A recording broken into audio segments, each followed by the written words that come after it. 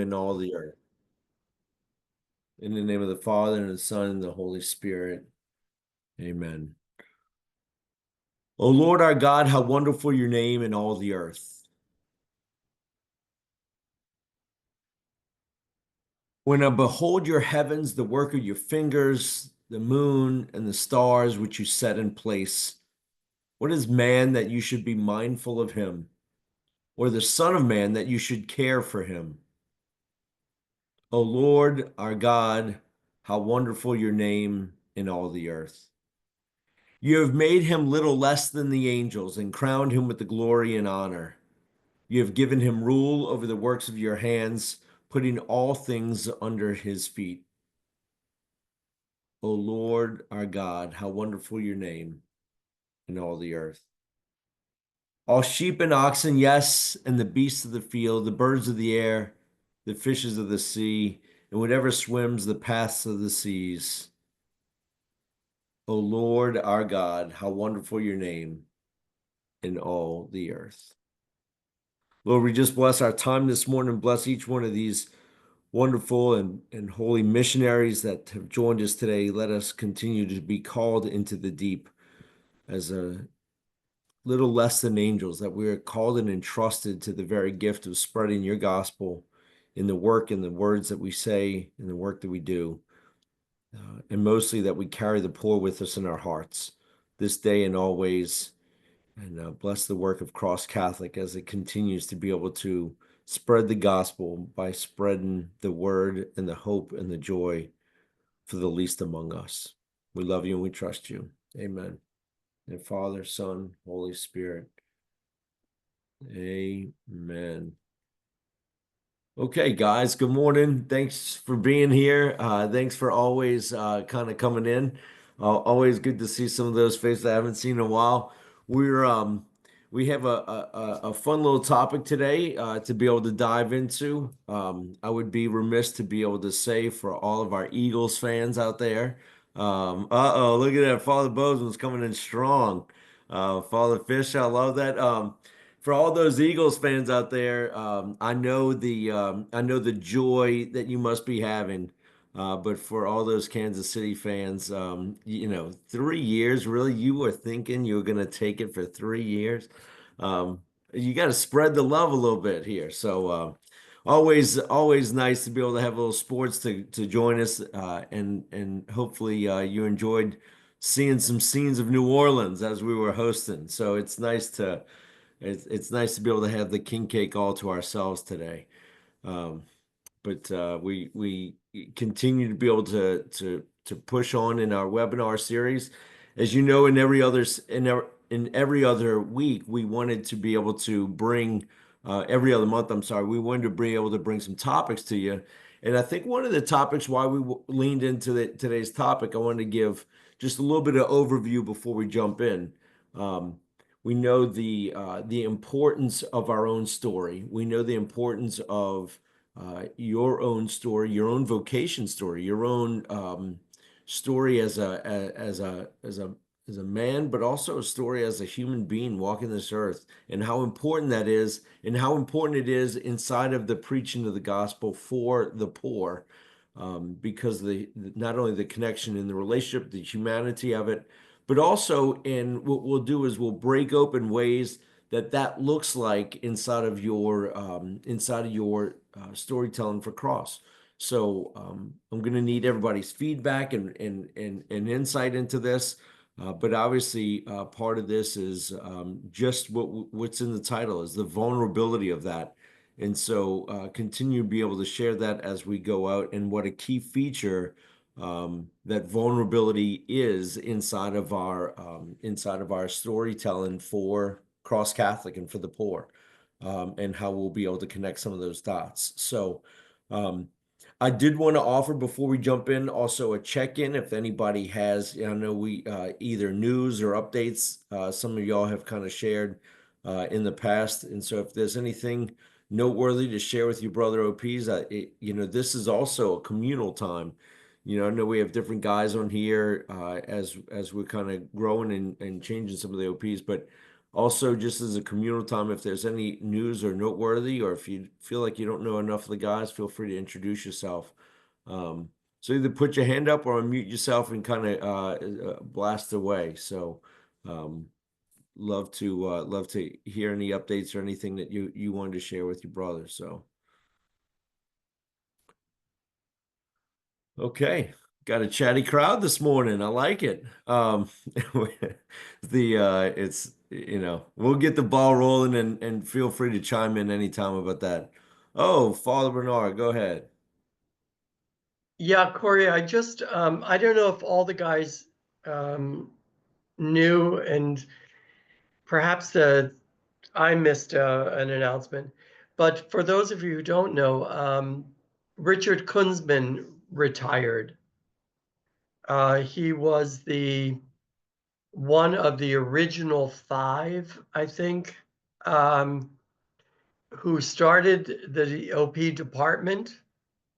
And Richard's health in these past years has been declining. Um, I hope to God that at the age of 88 or whatever he is, um, am not doing this. But God bless him, he did. So just for those of you who are not aware of that, and for Father Bozeman, I just wanted to mention that I think I did see you on Broad Street ripping down a light pole. So um, Is that you, Father Bozeman, that yanked down that light pole I'm off? going up on Friday and so I can tear down a couple of signs. Father Bernard, thank you so much for mentioning about Father Kuzma because yeah, I mean, what a legend. The guy just like would travel and preach just in such a witness the way that he did it for the poor, obviously. In addition to that, he was it's kind of funny. He sent me a message back in the day 2 years ago. We were doing this king cake draw, and he ended up winning. He got the whole cake. And he laughed at me. He's like, "You're gonna kill me a diabetic. I made it all these years a missionary. You're gonna kill me as a diabetic." So I was like, "Man, I guess I shouldn't maybe not send a whole king cake." Father Matt, go ahead.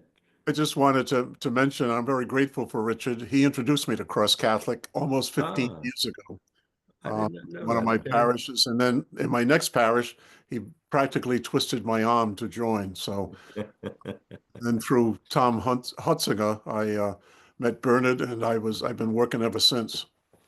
So I'm very grateful to Rich Kunzman. And Burn doesn't twist arms, right? I mean, it's not. That's great. No, I appreciate those connections. It's always nice, and so we'll keep him in prayer as we do this.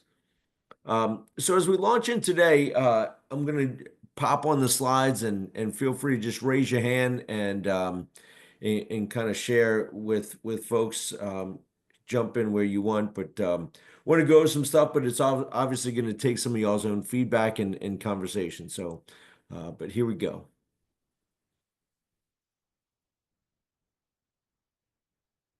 So one of the things we want to talk about today and the conversation around this is obviously in the vulnerability of narrative theology, but sharing your story and fundraising, is so important. I think one of the things that I always found myself is whenever you introduce somebody or think about this, y'all are on this constant stage to always be in front of somebody, always kind of just mass to mass. It's not like you have the benefit in these cases when you're going out to preach and building this rapport. So you're trying to imagine this idea as y'all have, this idea of building rapport and building these things that help with this trusted relationship and knowing that one of those things is, in a way, without it feeling like it's like this drawn out way, is to be able to say, you know what, God's grace worked through you in your own story, in your own way, in your own narrative. And I think one of the things that we continue to be able to look at is like inside of the story, your own story of fundraising, it really is this idea of building this trust and building this relationship in this consolidated time, that makes it not only difficult, but I would think what it does is it helps bring to you to light this idea of like, how do I actually get there? Like if I'm at mass and like I mean, it's tiring, right? I mean, you go there and the next mass starts, especially if you have 4 masses, 5 masses over the weekend, and you go into the next one and be like, wait, how do I build rapport? Do it authentically, but yet at the same time, kind of have it built in into this idea. But there's no doubt that there's an attraction to a donor. There's no doubt that there's an attraction to the parishioner when they hear part of your story or kind of get to know you in that way. And part of that is obviously inside of Mass, you only have a set window of where you can even do these things without it bringing it, slogging it down or making it too complicated. And so that's what we wanted to be able to talk about. It's not only inside of that, but inside of a relational piece that kind of helps the donor feel a connection. And that's really what we're talking about is in sharing your story, you're trying to be able to offer a connection back to the donor so that they feel that their identity also is connected to not only the gospel, not only to Jesus himself, but also to this idea of a missionary caring for the poor. And I think that that's one of the things that we sometimes may overlook is that part of your gift going out there and preaching every weekend is making missionaries of these parishioners. Like your goal is to be able to make them missionaries. And so, how do you make missionaries besides just getting a gift from them? It's allowing them to feel connected to your story as a missionary, your story as somebody that has a heart for the poor, your story that has an ability to be able to help them think through like, yeah, I have that in me, and I see that in this priest, and I see that in the poor, and I want to be a part of that. And I think inside of that conversation, inside of that relationship, what are certain words and ways that you can continue to be able to connect that? Again, adding it to the many things that you have to do, but in addition to that, being able to do that in a way that is really attractive to the parishioner in the pew. And I know y'all have had multiple successes, and I want to hear multiple successes of the ways that you've done in such a short time is to be able to share your story, but bring a connection to the parishioner. So, as an overview, we're going to talk a little bit about the donor-centric appeal. That's part of that narrative. And then this idea that in relationship, this is a real and trusted connection. And then in your story, being able to see that as kind of sharing the load, that you're able to have people enter in and then allowing that donor to be able to enter in, and then obviously the story practice, the poetic part of your story. So I don't want to over assume or also beat a dead horse, but just reminding you, as we've talked about in some past webinars, what does it mean to be donor centric? What does it actually mean to be able to have this idea that the donor is part of that center story? Because in the start of this, I'm asking you, what is your story? But how is your story kind of related to them is really what this idea is what does it mean inside of donor centricity? Remember, it's the idea that inside of every story, you're going to have a challenge. You want to have them be able to have a victory, and that their identity is kind of tied to that victory. And that identity part of that is the fact that the donor has a heightened ownership of this story, that the donor itself understands that there's a challenge, there's a victory to that challenge, and then there's identity that my gift as a donor helped really make this challenge uh, a victory, and to be able to know that. But they need to be able to feel that they're pulled into the story, and sometimes that story is directly to the beneficiary, the either the person that had the good water, the person who or the village whose well was done. But really what that is being able to tie these three things in, including in your story. And so what is that narrative? What is that inside of a relationship that is real and trusted? And I say that, what is the narrative? Because, oftentimes, beyond the first, and I'm going to take the slides off, beyond the first few years of your own priesthood, you start to be able to share your story, and there's a vigor that you share your story with, an enthusiasm. This is just life, right? It's the same as like, any, new job. When it's new, there's a vigor to it, and you're being able to share that story. But over time, it just kind of fades. It just becomes more part of your ethos, this idea of like who you are. But the reality is there's many people out there that get excited to be able to hear your story as a priesthood.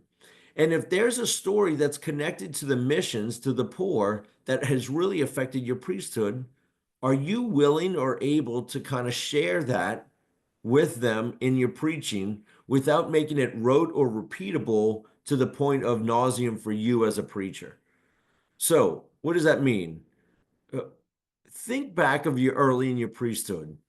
I don't think we have too young. I'm seeing you, Father Nobles, as like as the young guy, right? So don't look away. It's all right. Lean into it. My hairline would say otherwise, but thank you. I like a good ball joke. That's good. I'll take it. Um, but the funny part there is an enthusiasm, and sometimes it's like, well, I'm just not that person, and I'm not asking you to be somebody you're not, obviously. But what I am trying to say is that there's this idea that inside of the early part of your vocation, when you're sharing about your priestly story, it is something that does invigorate the parishioner, the donor, to be able to hear what is that connection in your story. So I'm not asking you to go back and change all your story, like, or to be somebody you're not, or to be able to tell your story and some not. But what I want to do is to be able to think in your own priesthood right now, if you can, and I wanted you to share this. I want to think about, how has the poor played a part in your vocation as a priest? How is the poor part? Maybe that is why you became a priest. Maybe it was one of the first times you were validated in distributing the sacraments, to like, and felt the power of the sacraments, whatever that is. What I want you to do is just reflect. So I'm going to be quiet for about a minute. I just want you to reflect. What was the connection to the poor to your vocation story?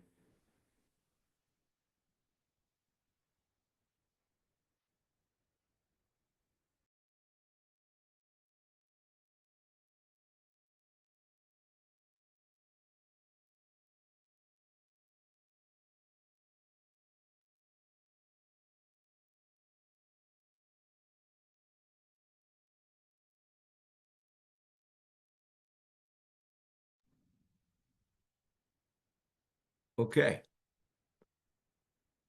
It wouldn't be fair. We all have a vocation. In my own even story, it was my junior year in college, and our priest at my college took us to Mexico. And it was the first time that I started owning in my own life this responsibility for the poor. Everything else was kind of like, oh, it's, you go feed and then you go back to your life. It was the first time that I felt ownership. And how I felt that was specifically at the mission was one of the girls that got locked out of the mission. And I either had to go tell the priest, the priest that was, and the guy that was kind of running the grounds, that there's a girl that either got locked out or she just won something. And I felt, when I went to go tell the priest, and he came down and he goes, oh, that girl's there every night crying, but her family's not in here. She can't come in. And to me, that little girl holding that metal bar, shaking it, begging me to just unlock it from the inside, which I was about to do, was for him just like, oh, that's the little girl there. And I was like, well, why don't we get the whole family in? And it made me start realizing like I needed to be a part of that story. Like, it was that the poor, and that's the story, is something like I had to decide to be a part of. And so for me, I've always had a heart, obviously in empathy growing to that, but it was that moment that I do remember, that the girl trying to get in, this young girl trying to get in to seek help, was something that helped form me as in my vocation. Like, this is gonna, like, who I am and what I am for the rest of my life, there's gonna be a special part of here. how would you define that, or can you share that a moment that you're thinking about that helped either define or was part of your vocational story?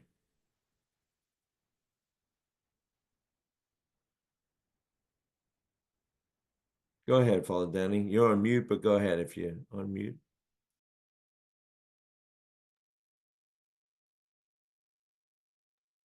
There we go. Well, I'm not from a Catholic family. And so priesthood was never in my mind as a young person. But when I was 16, 17, I was an exchange student in Afghanistan. And that was quite striking for me. I had never been out of the country before. And so when you see that kind of poverty, it's a jolt. It's as we talk about culture shock. But for me, I think one of the biggest challenges was the reverse culture shock of coming back and then realizing, well, I can read, I can write, I've been well fed. I mean, it was kind of amazing to me. Now, the idea of priesthood or religious vocation didn't enter my mind at that point, but I think that planted a seed that followed me the rest of my life. Even though, I mean, I was in a monastery for 30 years and had no direct real connection with the poor except through prayer. So part of the thrill for me of coming to Cross was that it was kind of like after 30 years in the wilderness and in solitude to be able to go out and actually raise some money and do something tangible, physical for the poor. But that had been with me all my life. And so I remember I studied Spanish in Mexico and lived with a family there in northern Sonora. They weren't super poor, but I began to see this is a huge issue in a lot of the world. And later I stayed with a friend in Brazil who lived in a very poor fishing village I spent a few months there. And I realized, this is so common, but not that many Americans, I think, have this sort of more direct exposure and don't realize how big this is. So that had a profound effect on me. And then the excitement that I feel when I go out is I remember who those people are, what those faces are, and I think it affects the preaching. Yeah. Father David, thanks for being vulnerable to share that. I really mean that. And I'm going to tell you, I'm just going to affirm you here in saying this. If whoever's on this call, if you just heard that, my mind, when you told me you went to Afghanistan at 17, yeah, I mean, you just blew my mind. But you know what's funny? That's the stuff that brings donors in. So you sometimes you live that. It sometimes become just like, well, that's just my story. But do you realize that you just captured my imagination by sharing that? And that you brought me into your story by just even sharing a part of that, saying, look, when I went and I saw the poor for the first time in Afghanistan, well, next thing you know, I'm on my seat. Tell me more.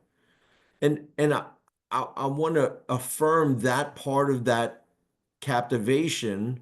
Every one of you I know in some way has, you might not have an Afghanistan story, but there's no doubt that part of your story is what brings you alive to be able to say, well, tell me more. And why is this? Next thing you know, you start to have some form of authority in this conversation. You have some form of trusted piece of it, and how powerful that is. So thank you for not only the vulnerability to share, but so that you could see how when you bring and you're able to tell that in some ways, you just brought their minds along and their hearts along on this journey to connect to the poor. Thank you. Anybody else? Well, Tim, go ahead.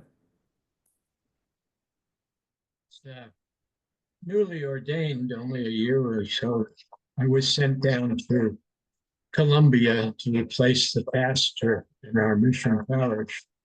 And I had not seen that kind of poverty in my life, although I had been raised up in Newark, New Jersey area. So I knew poverty, but nothing like this.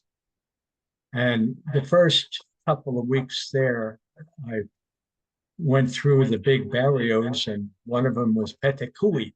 Petecuy was very, very poor.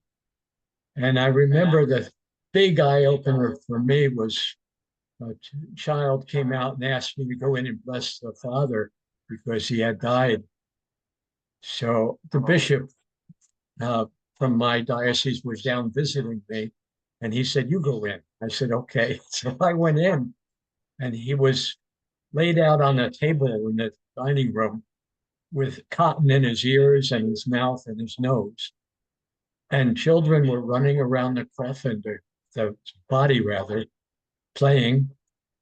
And I just stood there in such shock and surprise. That was such a cultural surprise for me that that's the way it was done. And it was a good thing for me because I was able to handle other things as they came into my life in that big parish. I just had to switch gears quickly and accept it. That's what it is. Thank you for sharing that. And it's interesting just to show you, you never know when your story piques somebody in the pew. But you just said, I was down in Colombia and Sergio stopped drinking. He's like, wait a second, wait, you talking? You immediately brought Colombia into the story, or it's funny, and again, I'm just affirming you here. When you tell your story and they listen, but just like even little details like the cotton in the ear, those are things that help people bring the donor to the scene. You can imagine it. I'm not going in this angst, but yet God's grace was waiting right there for you to be able to help you grow and to connect better with them, so that God was removing these things from your life to be able to help better connect with the poor, and he called you in, and that's awesome. Anybody else? Anybody else want to share anything? Father Timu and Father Rich. Go ahead, Father Rich. You first, and then Father Timu. The rappers, I'm not a big fan of rap music, but the rappers would say that I was born in the 313. No, that was Right. the original area code for the heart of Detroit. And of course, later on, when it got bigger after I left, it had 248 and 586, but I was born in the heart. And probably the greatest influence on me becoming a Redemptorist priest was the fact that I grew up a block away from Redemptorist Parish. So when I started thinking of it, they kind of shuttled me their own way. And big charism for the Redemptorists is working with the poor and the most abandoned.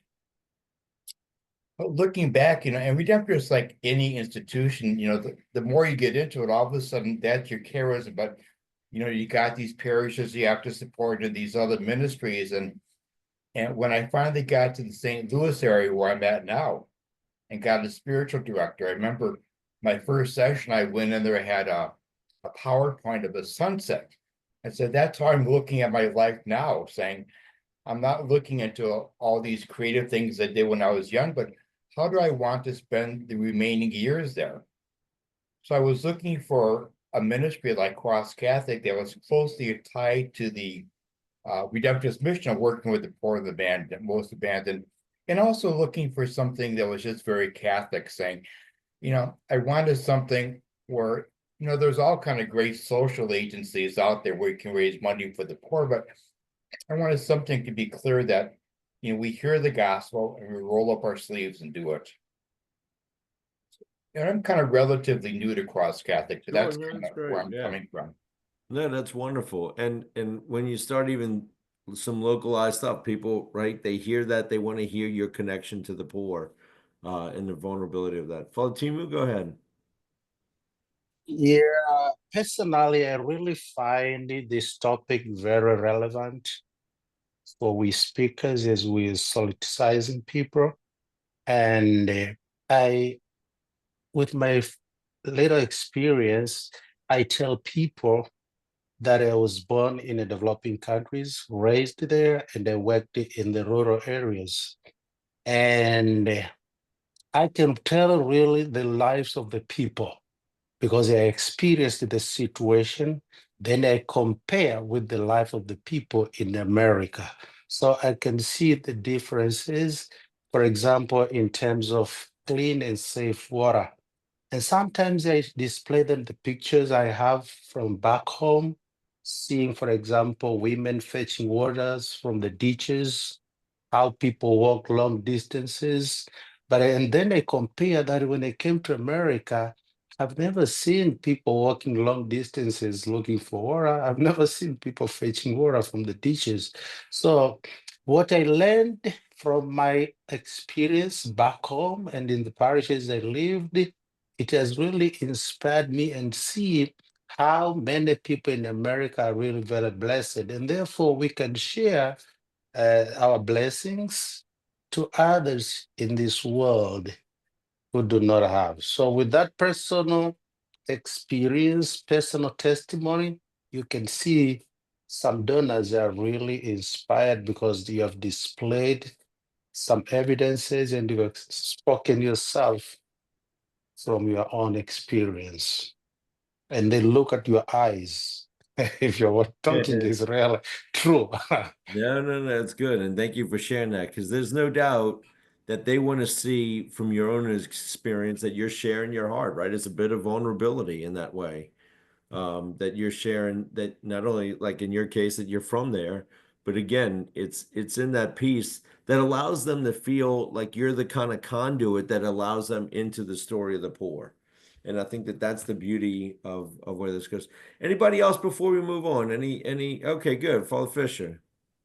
Yes, I grew up in Columbus, Ohio, and all-American kind of city, state capital, Ohio State University, and everybody was middle class. And then I was sent to seminary in Rome. And when I was sent to Rome, it was in the 80s when the Italians decided to throw everyone out of the mental hospitals. And so I encountered constantly every day the connection between mental illness and poverty. There were so many people in Rome, on the streets of Rome, who lived on the streets, who were mentally ill and extremely impoverished. And that was a whole new reawakening. You know, the need, thank you for sharing that, Father Fisher. And you know, it's interesting as you share that, you know, even though it's little details that just kind of roll off your tongue, it allows people to be able to see and to feel this kind of shift in your own mentality for the poor and heightened care for, you know, their story, or in this case, obviously the mentally ill. But there's no doubt that that's part of being able to share your story in this allows them the freedom to be able to feel that shift in their own lives, right? That they're going there, or it could be the motivation to say, you know what, I need to do great things. My story needs more life to it. I need to go on a mission trip, or I need to, you never know where that also is. It's not just simply a gift across Catholic. It could be a motivation for their family to say, we need to do something more intentional to care for the poor.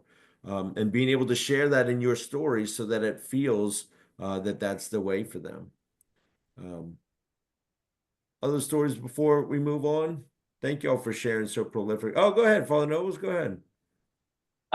Yeah, so something that I've been saying, and I haven't gotten my data points back yet, so we'll see how good it's working.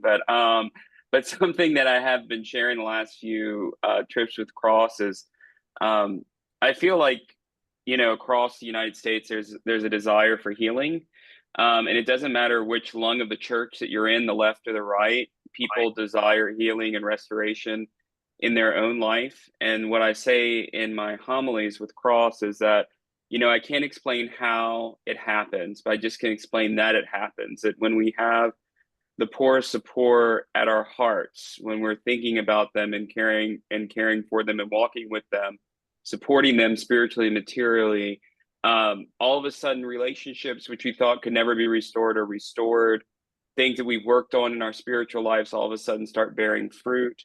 And I've seen that in my own life, and I share, you know, I don't go into details, but like, this works, you know, having the poorest of the poor at your heart it heals you as well, and not only providing comfort and support for those in greatest need throughout the world. And so it's something that I've been sharing in my own, you know, preachings, and just something I've noticed, you know, throughout the church these last few months with Cross, seen especially. So, and people react to it. Like, I mean, if they're dozing off at the end of the homily, I see some heads picked. Not that I put people to sleep, but you know.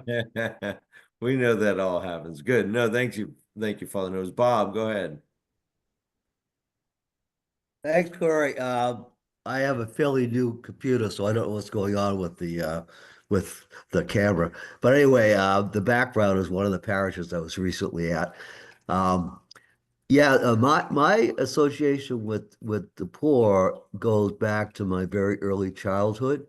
My parents uh, came as immigrants from Ireland, and from very early on, they would talk about what life was like for them, not so much to cry it, but to talk about what the benefits they have of being here. And then I went to Catholic school. I had nuns for 9 years, and not one of them was a bad person. I never get hit with a ruler, so I don't know where all those stories come from. But anyway, one of the things about them is that they pretty constantly talked about caring for the poor. We used to have special projects. I mean, it would be like the box of joy kind of stuff during Advent and during Lent. So that was the basic reality that you are not a Catholic. If you are not, um, attending to do what you can for the poor. Um, and it was kept in front of us about the way people were living in other countries. And also that we as people in the United States, which is also what my parents embedded in us, that we have lots and lots of wealth, and that comparison between our experience and the reality of other people's lives was always there. And I think in terms of part of my experience with Cross Catholic is, there's a lot of people who have white hair like me. It's sort of just reviving, I think, what many Catholics of a certain age heard from their childhood. Yeah, no, there's definitely a sentimental piece of that. I agree with that, Bob. There's no doubt. But just that fact of like being able to see the importance, even in your preaching, of the first time you heard somebody talk about the poor, and when you talk about impassioned and it's connected to your own story, it really does. I mean, you never know the seeds that are planted for those people that hear that and want to be able to make decisions for their life to be radically different, connected to the poor and serving the poor. So that's fantastic, Bob. Thank you. Can I jump in, Yeah, go ahead, Corey? John. Yeah, Absolutely. I got my stopwatch here. Uh-oh. There I go. We got to be careful, guys. Yeah, I'm not going to go more than 30 seconds. But you got me going. I wrote it down. I had faithful companions of Jesus, nuns in grammar school. I had Christian brothers in high school and in college. I joined the Sacred Hearts Fathers, Father Damien's group, going to leprosy in places. I ended up incarnated in the Diocese of Boston for over 40 years and loved it lovely as a diocesan priest. There's 32 seconds. My last opportunity last weekend was up in Attleboro, and large French community. The pastor said to me right away, there's 4 masses. He said everybody could go to one. With the snowstorm, they went to the one at the 4 o'clock, had about 350 people, mostly all different types, but mostly folks from Canada. But there was one couple there. Their 2 little kids were from Nigeria. I met them before Mass. That was just the first weekend being altar service. And I said, oh, I know a priest from Nigeria. Of course, Nigeria is so big, and everything. Raymond Igbokidi, he lived in the rectory in Cambridge with me for 2 years, and I learned a lot from him on that. So I'm into a minute now. But that all comes down to when I'm able to preach for that weekend for Cross Catholic. I tuned it into the French community mostly this weekend, and then go from there. But that's just a little Good. part of what we're trying to do today, I hope. Thank you. No, I appreciate that, Charlie. And it's good to be able to hear because some of y'all haven't heard each other's stories. I mean, it's powerful in sharing that so that when you share that, you know that the journey in. Let me transition. I'm gonna go back into the slides here and we'll go into the next piece and then we'll kind of jump back into some conversation here. Um, we obviously inside of the vulnerability and the idea behind the real the real trusted part of this for everybody is being able to also know and understand what does it mean for when these conversations coming up in your story like specifically and this idea of like what does it mean to be able to think through this idea of like helping the person share the load of your story as a missionary and letting them feel like a missionary. Now, what do I mean by that? What I'd like to be able for you to think through in however you kind of come about your angle of telling your story for Cross, but also in different times in the Mass, like at the beginning, if you're doing your introduction at that time, being able to help bring people to an understanding of what it is that you're trying to be able to gain. And sometimes being able to put words to that helps them feel like they're part of this is like so can your language be inviting not only into your story where it feels inviting, but can you also share that out loud?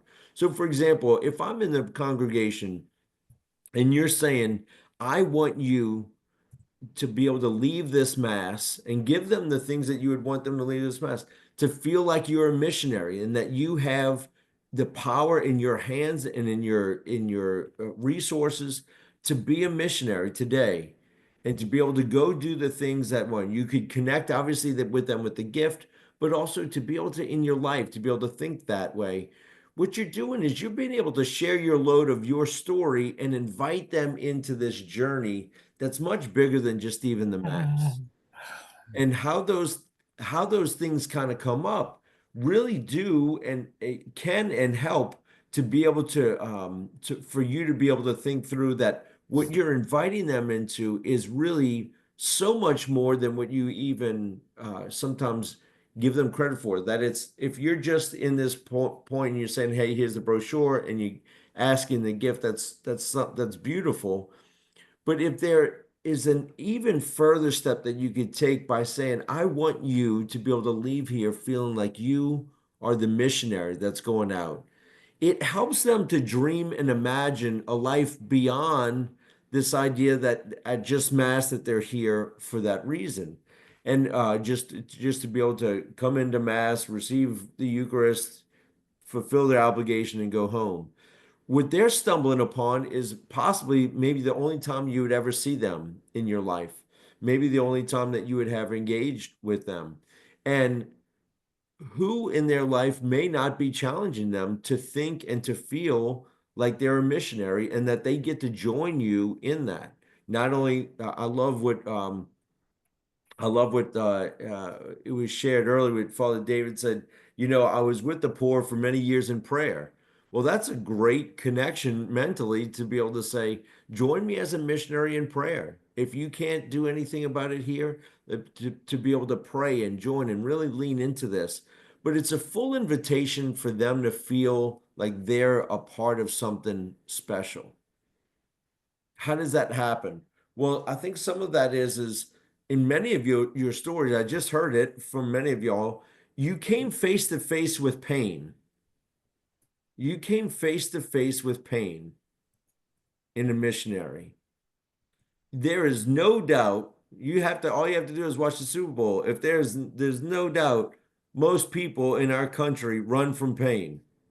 We covered up. We there's a lot of things that we don't do, but enter into pain is not one of the things that human nature just naturally goes into, and nor does commercialism.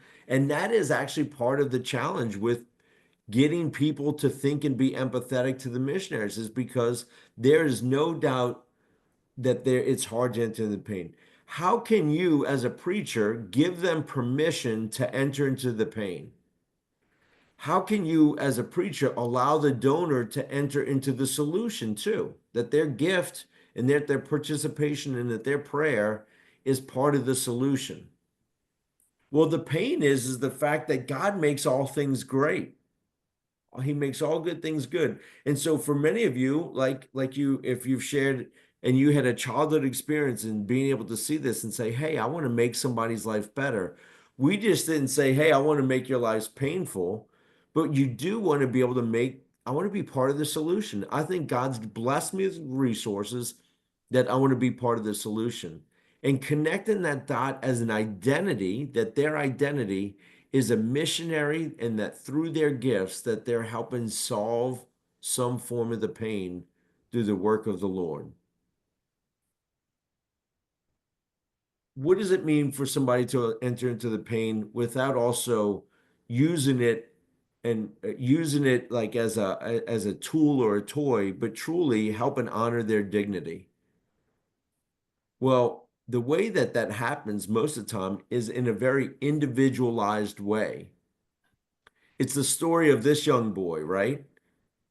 If I just said, hey, help feed the hungry, if I said this little boy Santiago, and the reason why his smile and his teeth are showing so brightly through his little gap is that he knows that that plate came to him once on Tuesday and once on Thursday, and it's only brought to him by the missionaries that Cross provides to him. And so when he's smiling for you.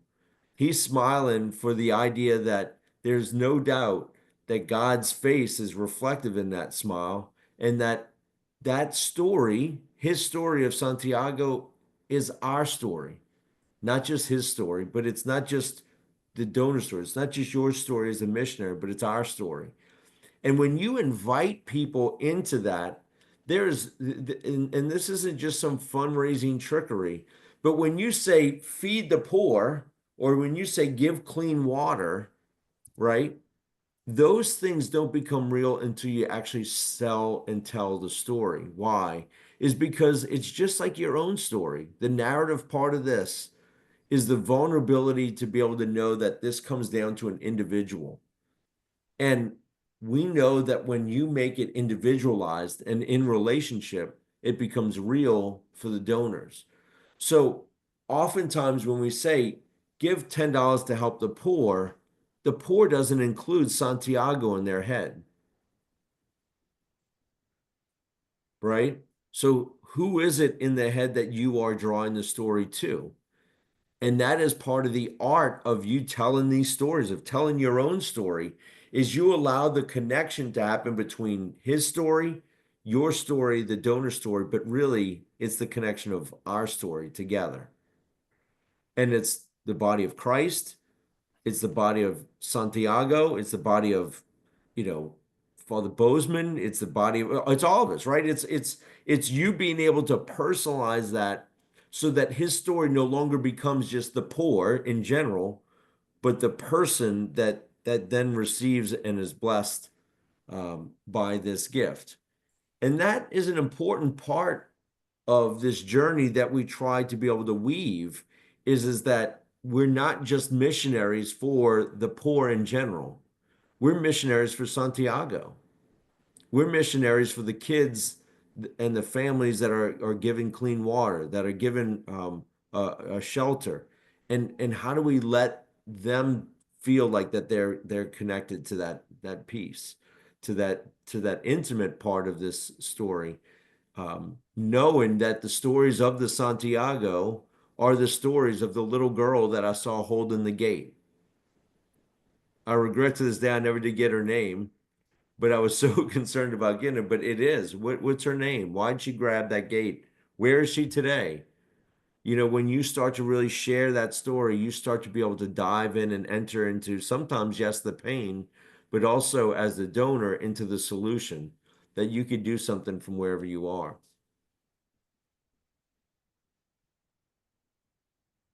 What does that mean for you? How do you process that? How do you kind of incorporate that? What are ways that you could kind of tell the Santiago story, not just in this connection that it's like, okay, give Santiago $5 for his plate of food, but connect it back to your story, connect it back to the donor as being the victor of saying your gift allows this meal to happen. And with your further gift, it continues to be able to be our way that we become in solidarity with the poor. And it's our way to be able to keep them in prayer and to keep them in our mind and to identify that you're leaving this mass, your identity's changing as a missionary. Join me in this idea of our identity changing.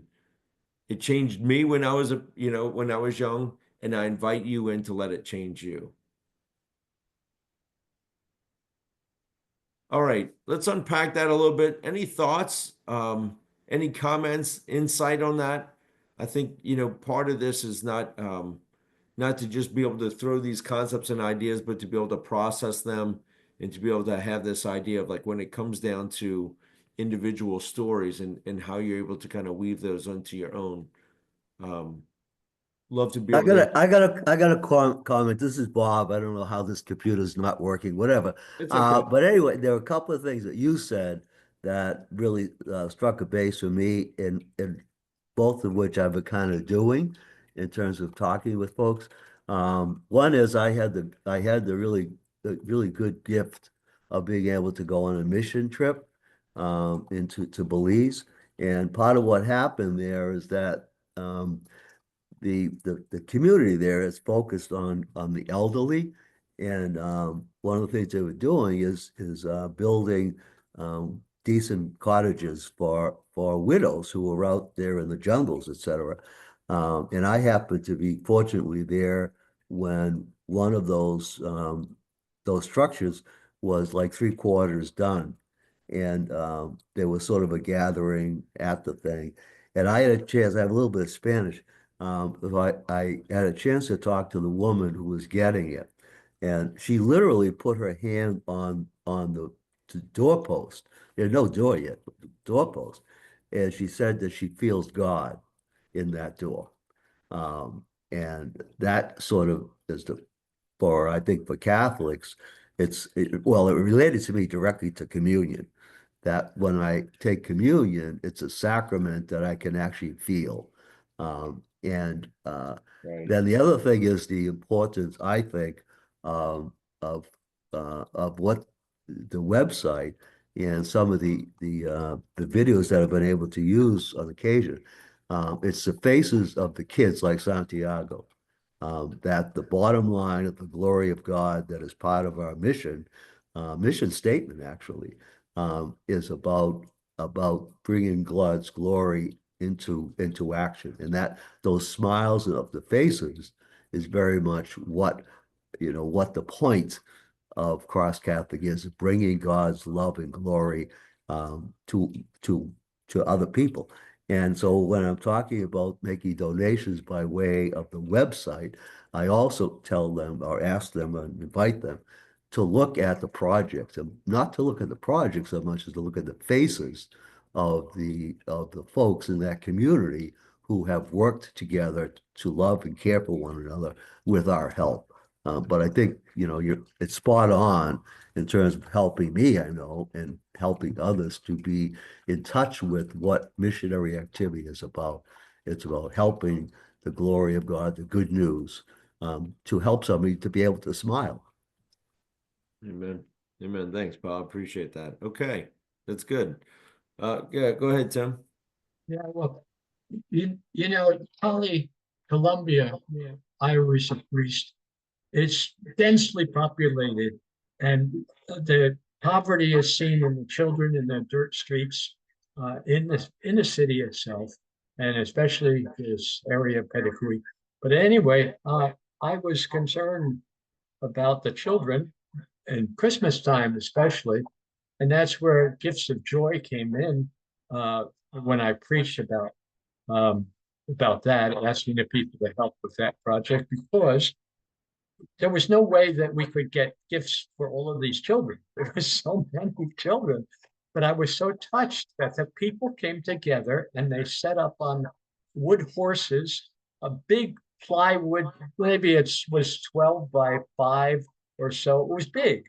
And on that plywood, they created a town, and it looked a little bit like Petakui. And there was the Chiva, the bus, and the houses and people walking on the streets. So it was amazing. They were able to do this. And all around the town was a little train that went around the circumference of the town, constantly around and around. Those children, there were benches all around this, and this was in the church on the left-hand side, up near the front. And not on during the mass, but when the mass wasn't on, those children were sitting around that platform watching those trains tirelessly. They would sit there for hours if they could, but other children had to come in. That was their big toy. That was it. So when I talk about gifts of joy for the kids, you know, that can relate, I think, nicely with the people, because that they can do something that make a real toy. Each child can get a couple toys besides this effort on the part of the people. That's all that they could do. Anyway. No, thank you for sharing that. I think obviously, I think part of that is just affirming when you get down to even specifics like that, those are the things that stick in their head, right? It's Yeah. stuck in your head, and then obviously it sticks in their head when it's telling that story. Father Matt, go ahead. Thanks, Father. When Bob was speaking, I realized that one of my connections with sort of missionary work was I didn't have the privilege of Catholic grammar school, but I had release time and Saturday morning religious education with the Good Sisters of Mercy, the Catherine Macaulay girls out of Ireland.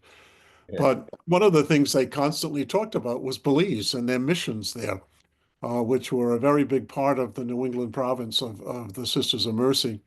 And I too had the experience of finally getting firsthand feeling for the poor. Was shortly after joining Cross Catholic, was to be able to go to Mexico and then also to Cobanal with Bernie and a few others, to really begin to experience what that poverty was really truly all about. And the past few weeks in terms of preaching, I've been building from beginning with Christmas with the shepherds and the wise guys, and then the baptism and all of that, the progression of the revelation of Christ to the point of the wedding feast at Cana of Galilee, and developing into that whole picture of the fishermen this past weekend.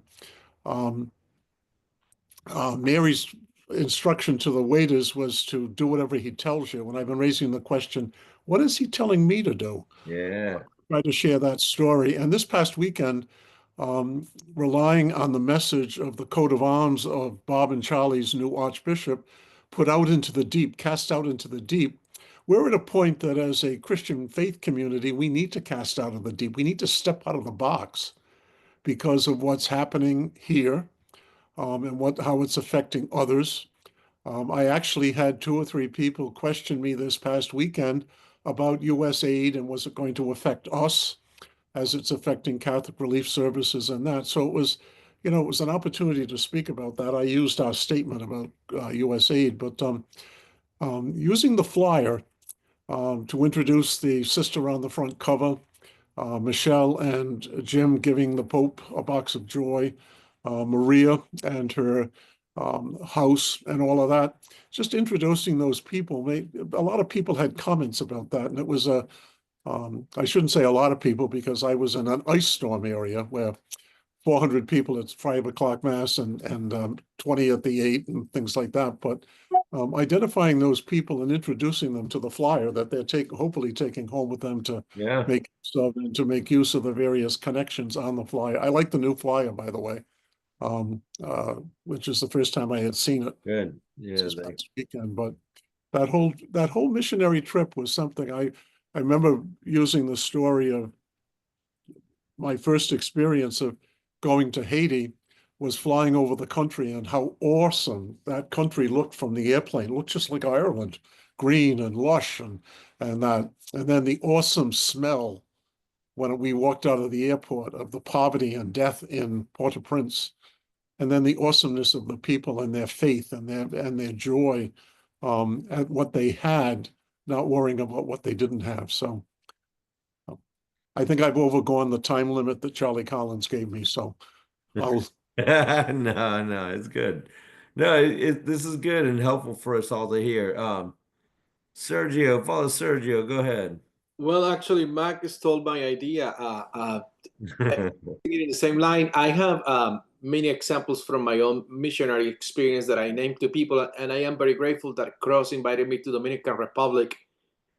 And those are cases that I am able to relate with people. And but you know, when I open the brochure and I see those pictures of the sisters, the children, and all that, we should know the stories, what the sisters are doing, what the children are receiving from us, because that's a universal way for all of us to say something. You know, when I was in Dominican Republic, I learned that the doctor who is running a hospital in one of the bateys, he was educated by Cross Catholic, and now he's the director of the hospital. Those are stories that we need to know that will help us to put a face into our donations, you know, and people like when they know to whom the money is going to and how the money has been used. So if we know the story of those who are in the brochures, will be fantastic. You know, I normally refer to the blue house that is in the envelope in the brochures as the multifamily homes that we build in countries. So when the people say, "Is that the kind of houses that you build?" My guess is that those are the kind of houses. So people say, "Oh, I would like to contribute to that particular ministry," you know. So the brochure can be a tool with true and specific stories that we all know and that we can help people to relate to. It's just my input on that. That's good. There's two things I want to be able to point out with yours. Obviously, the brochure is meant to be able to do that. What I love to be able to do in hearing that, Father, is to be able to say, "Hey, grab the brochure. You see this house here?" And like they now have it in your hand, right? I mean, it's because that's one of the hardest things is to be able to get it in their hand and to weave that into your story. It's a house just like this. And then how do you then personalize that? The Santiago side of that story, right? Those kind of things of like being able to share. And I think that that's where and it's the last thing I want to cover. Now I want to be respectful of y'all's time here, but it's the poetic practice of bringing your story, the donor story, and the missionary story into this connection, because I think that that's the part where when you have the brochure that you may say, like, I was on mission trip and I knew a girl just like that and somebody that was in a home that was just, so you may not know the person in that blue home that's on a brochure, but you can say it by making the connection by saying, "Hey, just like this in that home, those are the things that make that happen." So what does that mean? And then you bring the emotion to that so that it then feels like the understanding. Like, could you imagine a mom at the first night that they have ever slept in their own home, the comfort that you brought her as a donor? That's the you're then allowing the donor into that relationship so that then they see the power of their gift. They're seeing the power of like, and that's what missionaries do. So then you're building up their identity, just like when you first heard it in your own way from the nuns and the your childhood or the story, that I want you to be able to leave here identifying as a missionary, somebody that's really going out for the poor. And then it starts to shift their own connection to you, to Cross, but then also planting the seeds, hopefully that the Lord opens a door for them to be able to do something different in life, just like you heard in your own story or somewhere in your life. This is great conversation, guys. I'm grateful not only to be able to have this. In some ways, there's nuanced pieces of what we talk about inside of these webinars. Hopefully, if it's repetitive, it's affirming. If it's affirming, hopefully it's something that then can help build up the behavior in the conversation with you. I hope none of y'all ever take this as saying, "This guy's telling me what to preach about." These are hopefully ways that you each share creative new ways to continue to bring a fresh, new, invigorated approach of what y'all have been entrusted to, which is continue to stand in honor of, which is bringing the heart of the poor to the people, and to do that in a creative yet profound way. Obviously, as Cross as the partner in this, and continuing to stand in awe for what y'all do in the years that y'all put into this. So, with that, we'll open for questions. If not, we're getting close to time. I did want to make sure that everybody had a chance to kind of chime in. So, other stories or insight would deeply appreciated. Now's the time to share, or any other thoughts. Father Nobles, go ahead. Yeah, I was just curious if I could get people's feedback on how not to use stories as means to an end. I mean, one of the things that I do is that I always say the name, I always pick a name, always pick a story, and I say the name of the person that we're helping. But I never want to like use like weaponize a story to get people, manipulate. And so I know that many guys talk, and I think we hinted on this a little bit, like talking about it's our own impact on ourselves, right? Is one way to prevent that from happening. But I'm just curious, other brothers' feedback on how not to just, use a story to get a response, but rather to really invite people into this salvific work of being with the poorest of the poor. It's great. Father Bernie, go ahead. Yeah, James, I think that, there are two elements. As Corey was talking, it's one thing to say, oh, there's poverty in the world. And it's another to make it real on a level which people can react to with empathy. And that's obviously part of the constraints of vocabulary. I mean, I always, when people come out of church and say, Father, we talk about poverty, but I never knew there was that poverty, that kind of thing.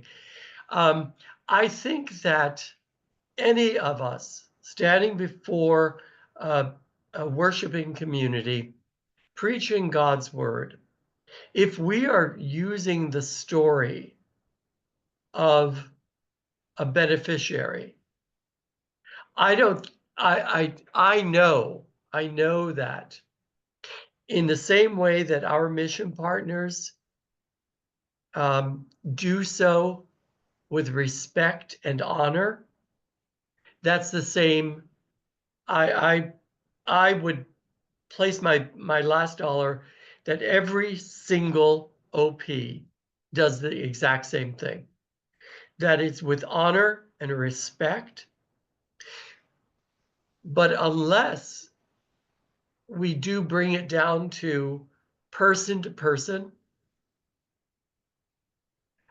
ideas can remain in the abstract realm. And if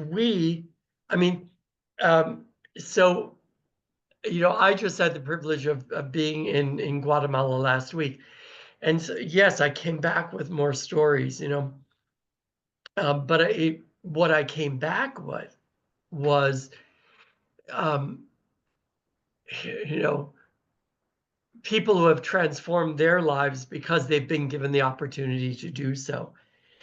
They will never stand before a community to express their thanks. I always say at the end of my homily, I always say, thank you for allowing me to be their voice for you today. And that's the only way their stories get told. So I think as long as, we do this with pure hearts, and one of the things I think too, and I've heard this in all of my brother OPs, that we need to communicate our passion to transform the world. If we do that, we will always, always honor the people of our stories. That's my take on it. Father Hurley, jump in.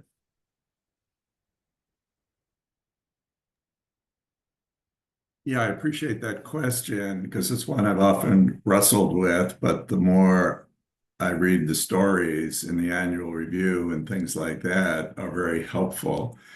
But the other thing I've also found helpful in my later, more recent ones is I've always gone to a parish where cross has been there before.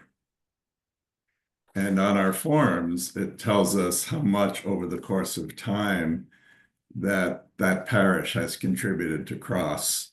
And I make that tie of expressing gratitude because of that generosity of 20 or 40,000, whatever it might be to cross, that they've built homes, they've dug wells, all of these sorts of things. And then I tell some of those personal stories that we read about. And as Father Bernard said, I think it's really out of honor to see that joy where the encounter between a recipient of cross as brothers and sisters, I think is a powerful testimony. And it's made a difference. I mean, even the pastor at one parish said, I didn't realize this parish has given that much over all these years. And so I think that's another way of expressing gratitude and making the connection. Yeah, that's two excellent points, Father Bernard, Father Hurley, and which I made an example of in last week's bulletin. Father Camina, who's a fairly new outreach priest, does exactly that. And he confided in me that he learned how to do that from watching homilies of all of you. So, you know, he took it a step further by saying to the parish, you do not know how much you have changed the world by what this one parish has done. So that's tremendously important. And it's edification for a parishioner who may only have $5, but if he or she is willing to put that $5 bill in and give us a name, there's somebody who's going to take the time to continue to make that walk with us, you know, over the next, we hope, 15, 20 years. So that those 2 points were incredibly important, and how you're all teaching each other, and certainly how the senior OPs are helping the new ones, Father Noble, you know, come in, Father Camina, you know, so it's really important how you're helping each other. So thank you. Two points just to affirm, Father Hurley. Thank you so much for that insight, and Father Bernard the same. You know, it's interesting. It's part of the reason I think at the very beginning I wanted to bring it back to your own vocational story, and I love your summary of that is your passion. Your passion for the poor shows so much. It's such a great point, Father Bernard. Is the idea that people are going to know your authenticity, that realness, when you show your passion, and sometimes that is although it can be exhausting, tying back into your own vocational story. Why do you care about the poor? Like you, why do you, and letting them see that so that they could see the passion that you have, and then invite them to join, to change their identity as a missionary with you. And those are the things that really help shift. And I love, again, Father, your comments. It's so great. All this has been really helpful to be able to lean into this. And I think part of that is also offering that they have a great gift in their prayer too. I mean, that's a great gift from the church that makes us different than an NGO. We're not just some nonprofit out there doing work. We're calling you to prayer. We're calling you to journey. We're calling you in a shift of lifestyle in how missionaries live. And it's to join you, but then also for them to be able to see how their gift can do that. So thanks for your vulnerability in asking that, Father Nobles, because I think it's great to be able to be reiterated on that, but also affirmed in this work that we do, and that we need to always remain authentic in what we're doing and how we tell our stories. All right, guys. Rah is done. Y'all have a great week. Keep it up. Blessings on your work, and thanks for being here. And God love you and safe travels. Corey, where's the king cake? Yeah, right. I can't look after that. That was what was so great about Hey, listen. No excuses here. No, it's horrible. I ate it all. Ah, Father, I live in the same city as him, and I can't even get him for a cup of coffee. So we're gonna Please, Catholic don't cover tilt this Corey. thing into Corey, you need to reality. die for everybody. We'll have to do that as a little OP treat. All right, y'all. Thank you, Corey. Y'all the God best. bless y'all. Thank y'all.